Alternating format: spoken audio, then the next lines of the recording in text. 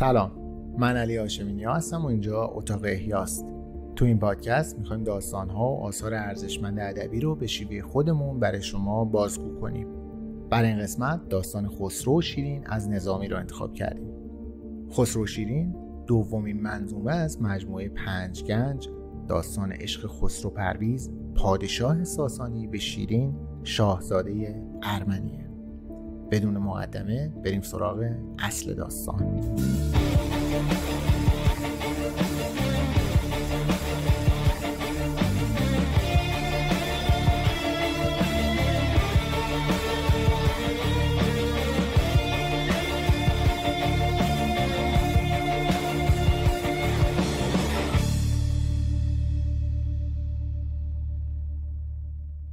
تو دوره ساسانی خسرو پرویز نامی زندگی میکرده که پسر هرمز پادشاه ایران بوده. خسرو پرویز که از این دو اسما هم بوده دیگه، مثل محمد پارسا و آیدین علی و از این اسمایی که میذارن. خلاصه این برادرم خسرو پرویز برومند و خوشقد و بالا و پارسا پیروزفری بوده برای خودش. خسرو رفیق فابی هم داشته به اسم شاپور که خیلی پای رفاقت با خسرو بوده. حالا تو ادامه داستان میبینیم که چه کارهایی که برای این رفیقش نمیکنه. این دوتا یه روز نشسته بودن داشتن با هم گپ میزنن که شاپور میگه آقا جات خالی، ما یه سفر رفتیم ارمنستان، پادشاه اونجا یه خانومی بود به اسم معین بانو. این معین بانو یه برادرزاده داره پنجه آفتاب. اصلا یه چیزی میگم یه چیزی میشنوی عالی. خسرو شاخکش تیز میشه میگه کیه چیه؟ شاپور میگه اسم شیرینه و شروع میکنه تعریف کردن از کمالات و وجناتش، طوری که خسرو ندیده عاشق شیرین میشه. عاشق شیرین میشه و کلید میکنه به شاپور که تو برو ارمنستان مخ شیرین رو بزن بیارش اینجا. کلا خسرو یه اخلاقی خاصی داشته، خودش نمیرفت ارمنستان دختر رو بیاره، بعد یکی دیگه براش میرفت میآورده. خلاصه شاپور میره ارمنستان و یه عکس پروفایلی آرتیستیک خفن از خسرو روی یکی از درختای محل گشت و گذار شیرین و رفیقاش میذاره و میره یه جایی کمین میکنه.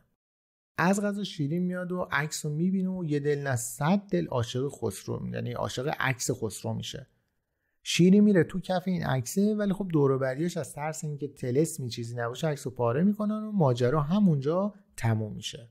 شاپور که گفتیم رفیق پایه‌ای برای خسرو بوده، 2 روز دیگه همین کار یعنی گذاشتن عکس خسرو رو درخت رو تکرار میکنه و دیگه برای بار سوم قلاب گیر میکنه و شیرین منتظر میشینه تا ردی نشون چیزی از صاحب این عکس پیدا کنه. تو همین لحظه شاپور جیمی جامتور میاد اونجا و وقتی شیرین راجع به صاحب عکس ازش میپرسه، شاپور میگه بله صاحب این عکس رو میشناسم، خوبم میشناسم. این عکس خسرو پرویز پسر هرمز شاه ایرانه. زیباترین، پولدارترین و قدرتمندترین آدمی که تا حالا دیدم. آقا شاپور خیلی پرفکت خسرو رو پرزنت میکنه و شیرین هم که از عشق خسرو هورموناش خراباتی شده بوده، سفره دلشو پیش شاپور باز میکنه و میگه آقا من روی خسرو کرش زدم، از شاپور کمک میخواد. شاپور میگه پیش خوب کسی اومدی، چاره کار دست منه. یه انگشتر به شیرین میده و میگه شال و کلاه کن برو قصر خسرو پرویز، این انگشتر رو به کنیزش نشون بده و منتظر بشین تا خسرو بیاد. هیچی دیگه. شیرین فرداش بیخبر از عمش معین بانو میزنه از خونه بیرون و با اسبش پیتیکو پیتیکو میره به سمت قصر خسرو. خب قصر خسرو هم که یه چاره بالاتر نبوده، بنابراین شیرین راه طول و درازی و برای رسیدن به قصر طی میکنه. وسط رو خسته میشه، یه جایی که چمنی چشمی چیزی بوده میزنه کنار رو برای اینکه تنی به آب بزنه لباساشو اینا رو گفتم پاک کن. از اون ور تو ایران دشمنای خسرو برای اینکه بین پدر و پسر رو خراب کنن اومدن جفسازی کردن که خسرو میخواد جای پدر رو بگیره و اوضاع داخل ایران متشنج شد. هرمز هم که شایعاتو باور کرده بود و احساس خطر میکرد، تصمیم گرفت پسرش خسرو رو بندازه زندان. خسرو هم که دید اوضاع خیته فرار کرد، رفت کجا؟ ارمنستان. اما قبلش به کنیزش سپرد که اگه خانومی به اسم شیرین اومد و سراغ منو گرفت ازش پذیرایی کنید، احترامش بذارید تا با از آسیاب بیفته و من برگردم. پس چی شد؟ خسرو رفت ارمنستان، شیرین اومد ایران.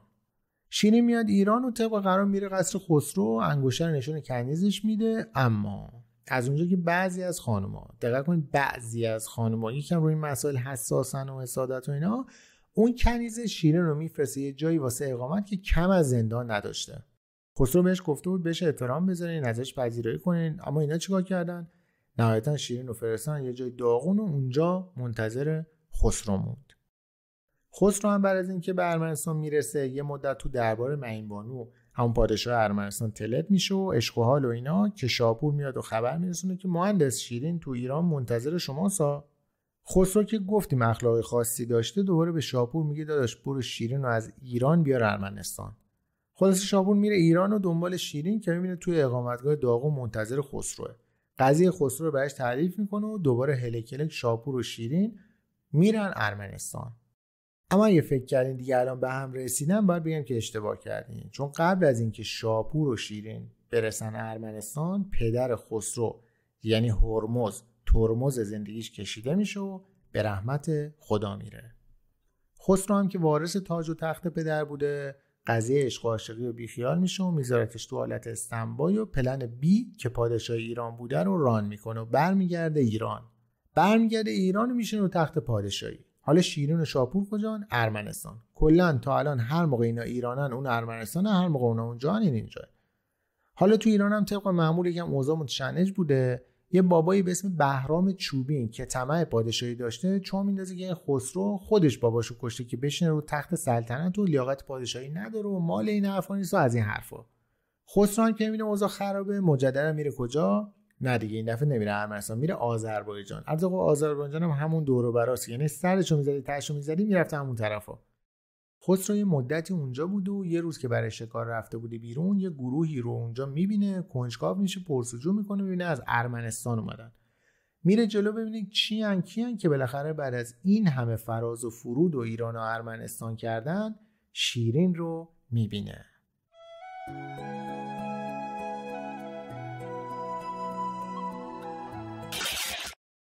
بله، شیرین خسرو رو میبره ارمنستان. مهندس خوششانس هم بوده، میبرتش تو دربار و عزت و احترام و اینا.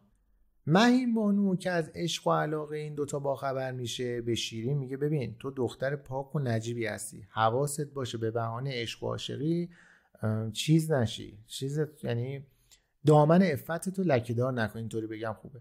شیرین هم قول میده، میگه خیالت راحت، فقط بعد از ازدواج با خسرو دامن عفتمو لکه‌دار میکنم و قبل از ازدواج اجازه نمیدم تا دستش بهم بخوره.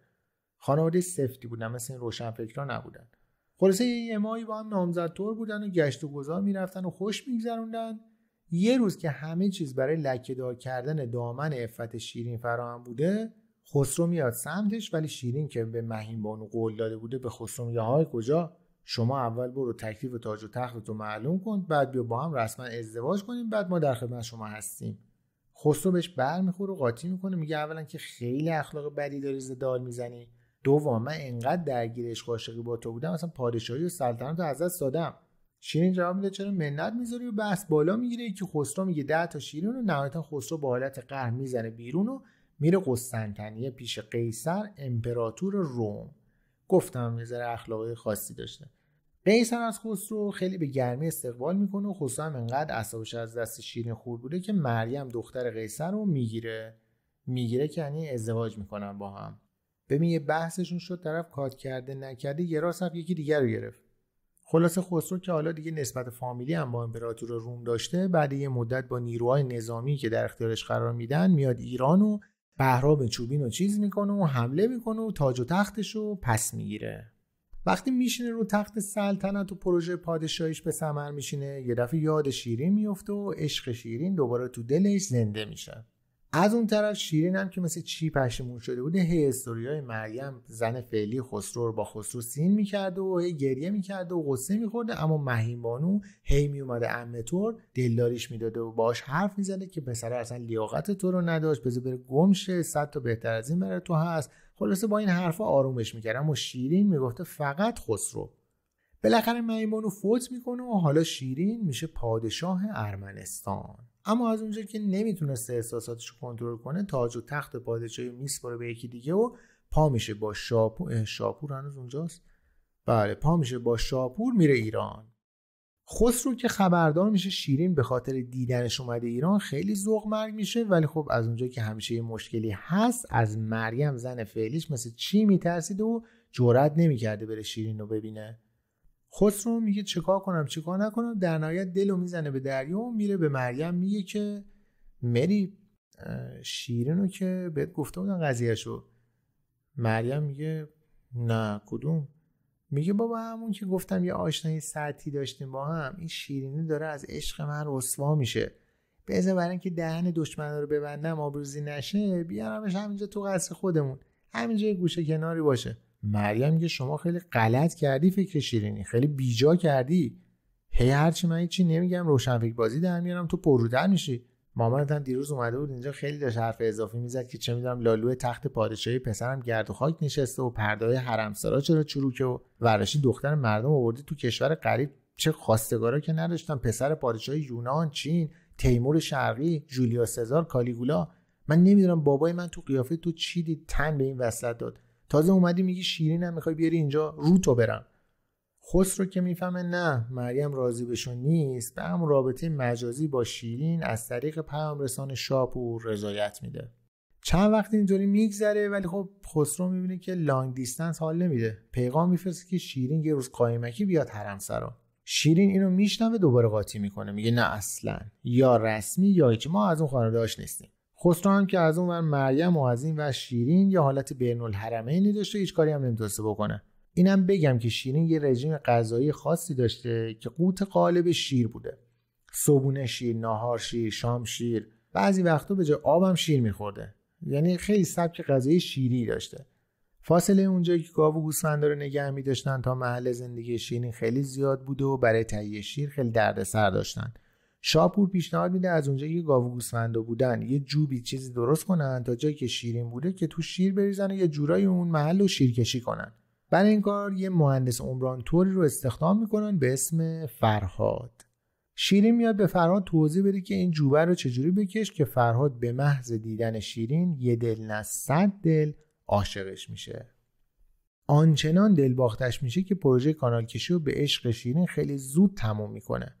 شیرین برای دستمزد چند تا جواهر قیمتی به فرهاد میده، ولی فرهاد اینقدر عاشق شیرین شده بوده که خیلی جنتلمنانه اونا رو به شیرین برمیگردونه. داشت دون میپاشیده. کم کم حرف عشق فرهاد به شیرین تو شهر میپیچه و به گوش خسرو میرسه. حالا خسرو هم یه حالت نخود خورم نکسته هم گنده کنم به سگ دهم داشته. احساس خطر میکنه و از دور و بریای کارکشتش مشورت میگیره چیکار کنیم چیکار نکنیم. رفیقاش که ختم کارکشته بودن میگن ببین اگه بکشیمش که خیلی ضایع است، یا باید با پول اونجور چیزا منصرفش کنیم که بعید قبول کنه، یا اینکه بفرستیمش به نخود سیاه. خسرو میگه خب یعنی چیکار کنیم؟ میگن یه سنگی جلو باش بندازیم که بره از خودش. خسرو میگه ایده خوبیه، لیتس گو گایز. گایز هم لیتس گو میکنن و فرهادو میارن دربار و خسرو و فرهاد میشینن جلوی هم برای مذاکره. گزینه‌های روی میزم که یه دونه بوده شیرین بوده محل بحث و مناظره میشه. نهایتا خسرو که متوجه میشه نه این فرهاد خیلی بگیره، طبق برنامه سنگر میندازه جلوی پای فرهاد. میگه اگه یه راهی از وسط کوه بکنی و کوه از وسط نصف کنی من خودم میکشم کنار و تو میمونی و عشقت حلالت نوش جونه. اما با کمال تعجب فرهاد قبول میکنه و میگه باشه و بلند میشه و میره مشغول کندن کوه میشه.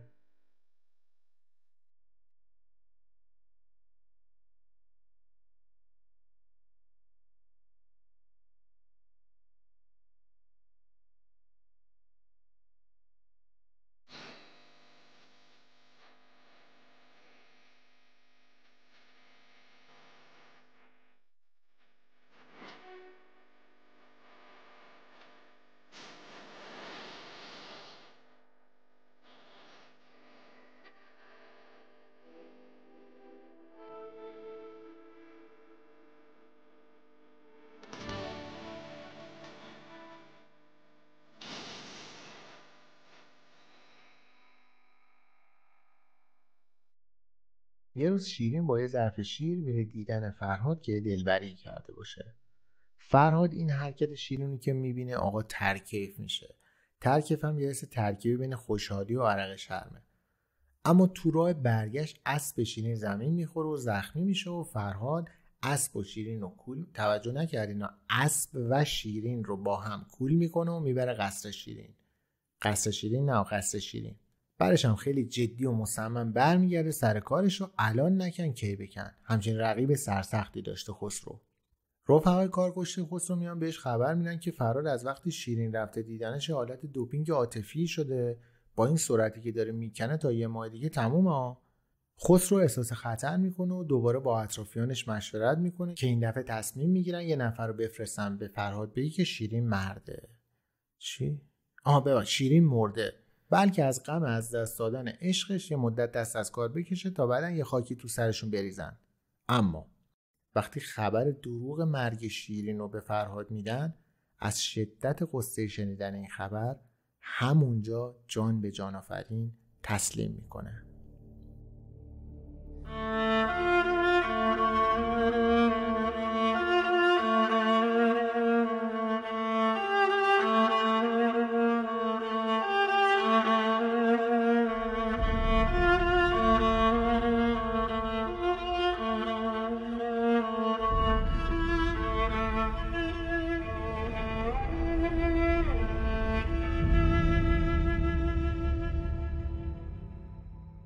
شیرین وقتی خبر مرگ فرهاد رو میشنوه خیلی متأثر میشه و برای احترام مراسمی با تشریفات کامل برای اون میگیره. از اون به بعد مزار فرهاد زیارتگاه عاشقان میشه و فرهاد به یکی از نمادهای عاشقی تبدیل میشه.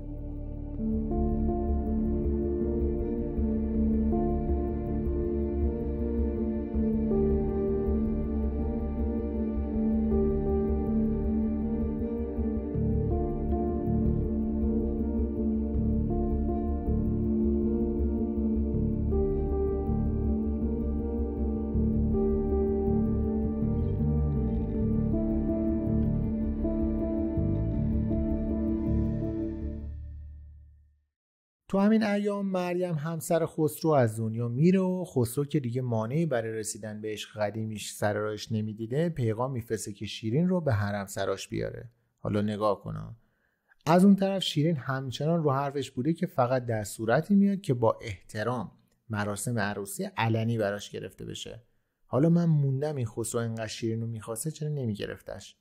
خسرو به شاپور گلایه میکنه که این شیرین اصلا راه نمیده به من، معلوم نیست اصلا منو میخواد نمیخواد. شاپور میگه با دست زدن و با پا پیش کشیدن کار خانوماست، یعنی بعضی از خانوما. در نهایت خسرو که میبینه برای رسیدن به شیرین راه دیگه ای نداره و شیرین روی حرفش محکم واسطاده، به ازدواج تن میده و خلاصه بعد از کلی ایران و ارمنستان رفتن، بعد از کلی سر کردن با مشکلات، بعد از اینکه فرهاد از دور کنار رفت و عمر مریم تموم شد و هزاران فراز و نشیب دیگه، و مهمتر از همه بعد از اینکه خسرو متوجه شد شیرین روی عهدش که جز ازدواج با کسی نباشه ثابت قدم مونده، خسرو و شیرین با هم ازدواج میکنن و این دوتا عاشق و معشوق نامی به هم میرسن.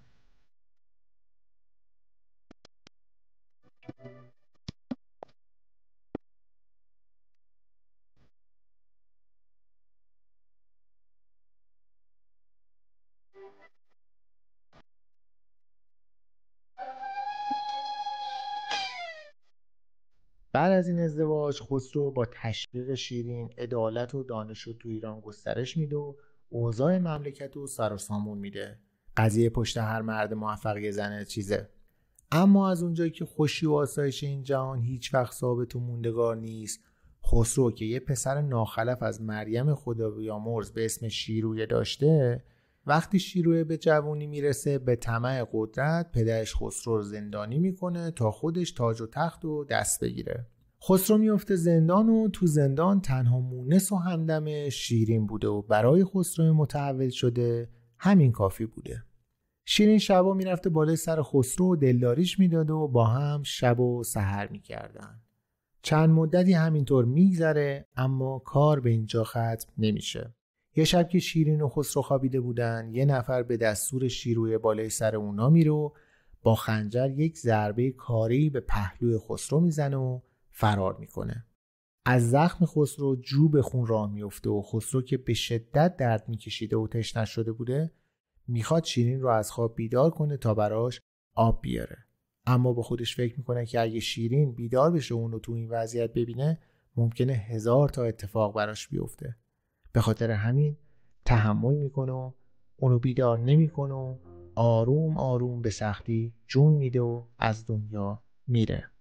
بعد از یه مدت کوتاهی شیرین با کابوسی از خواب میپره، غافل از اینکه کابوس زخم کاریه که یگان معشوقش خسرو خورده.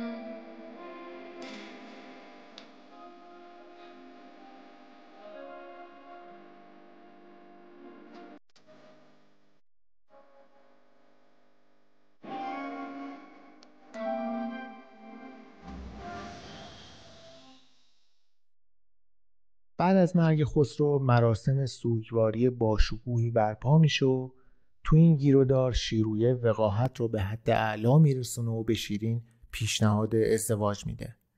شیرین که از این بی‌حرمتی و عشق نشناسی دلش به درد میاد سکوت میکنه و پاسخ مشخصی به شیرویه نمیده و همچنان که در سوی جان و جانانش خسرو بوده اسباب و وسایل خسرو رو به نیازمندان میبخشه، تا اینکه روز تشییع فرا میرسه و شیرین با لباسهای آراسته و آرایش کرده طوری که مردم از شمایلش تعجب میکنن برای ودا وارد اتاقی میشه که خسرو رو اونجا گذاشتن. دستور میده که هر کسی اونجاست اتاق رو ترک کنه و اونها رو تنها بذاره. بعد از اینکه با خسرو بیجانش تنها میشه لحظات تلخ و شیرین با هم بودنشون رو مرور میکنه و بوسه‌ای به محل زخم خسرو میزنه. در حالی که اشک حسرت میریخته خنجری از لباسش بیرون میاره و به همون قسمت پهلوی خودش نیشتر میزنه.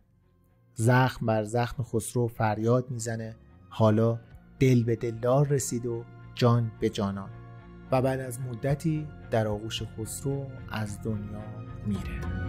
وسط این خیابونا دور از تو من جون و تنم مرد، انقدر موندم که بیا این زندگی روح منو برد. هرچی که میخواستم تو رو به دست بیارمت نشد، انگار از اون شباست که من گریه کنم تا خود صبح، تا خود صبح.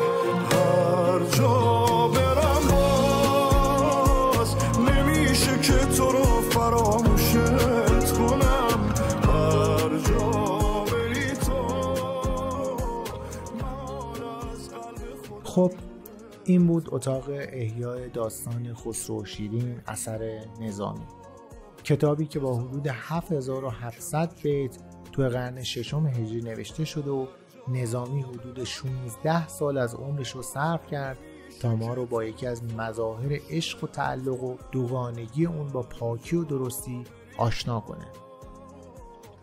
لازم میدونم که اعلام کنم ما توی این پادکست قصد تمسخر و تحریف آثار رو نداریم و هدفمون فقط احیای داستان‌ها و آثار ارزشمند ادبیه. تا قسمت بعدی و احیای یه داستان دیگه شما رو به حال خودتون رها میکنم. تنها نذار